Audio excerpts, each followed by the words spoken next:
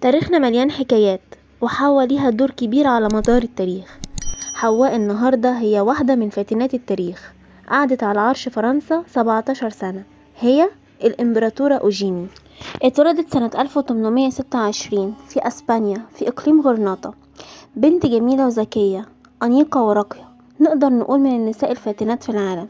درست أوجيني في باريس، كانت على قدر عالي من الثقافة والجمال، معاها أكتر من لغة: أسبانية، فرنسية، إنجليزية، ألمانية. شافها نابليون الثالث وأعجب بيها وطلب منها الجواز، رغم إن كانت عيلته مكانتش موافقة على الجواز علشانها كانت من أسرة عادية وبسيطة. رغم كده اتجوزهم سنة 1853.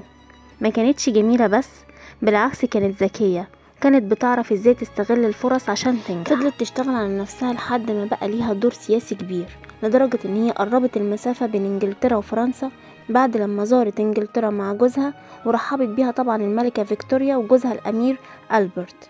كان من الطبيعي طبعا ان الملكة ترد الزيارة لباريس. بقى لها دور سياسي كبير وشعبية كبيرة جدا، لدرجة انها لما خلفت قالوا على ابنها ابن فرنسا. الكلام ده ما عجبش اعداء كتير جدا، وفي مرة من المرات وهي خارجة تسهر مع جوزها سنة 1858، هي رايحة الأوبرا، حدفوا عليهم 3 قنابل. طبعا القنابل دي انفجرت تحت العربية وراح ضحيتها الحرس، بس هي وجوزها طلعوا منها كويسين. وبمناسبة الدور السياسي، الخديوي اسماعيل كان عزمها هي وجوزها على حفل افتتاح قناة السويس.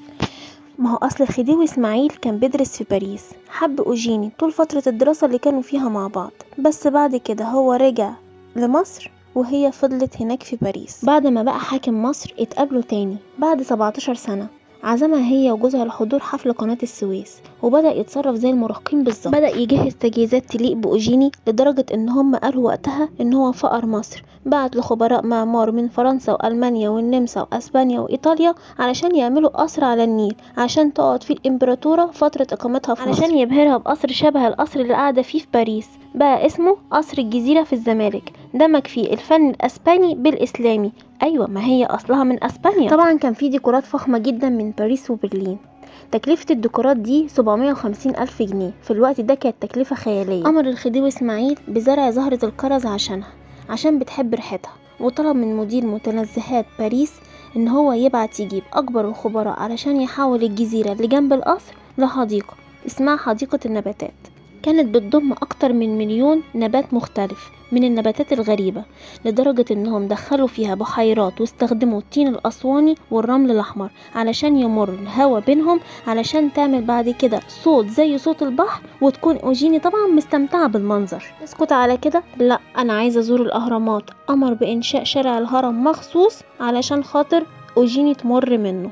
ومش كده كمان، ده ألزم كل طوائف مصر بالحضور قدامها، بداية من العلماء والمهندسين والأطباء لغاية الدراويش والصوفيين.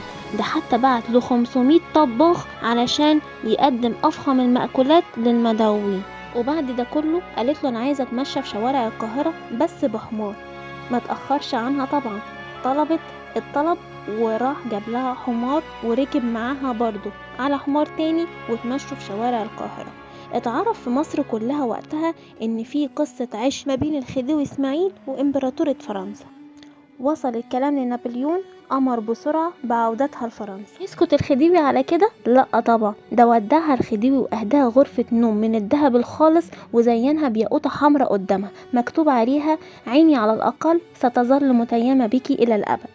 طبعا بعد لما رجعت اوجيني لفرنسا، قامت الحرب بين فرنسا وروسيا، واتهم الشعب الامبراطورة انها ورا الحرب دي. هربت طبعا من القصر وقعدت في الريف الانجليزي. وبعد ما غرقت مصر في الديون، اتنفى الخديوي اسماعيل لاسطنبول، وفضل هناك لحد ما توفى سنة 1895. وتولى بعد الحكم الخديوي توفيق.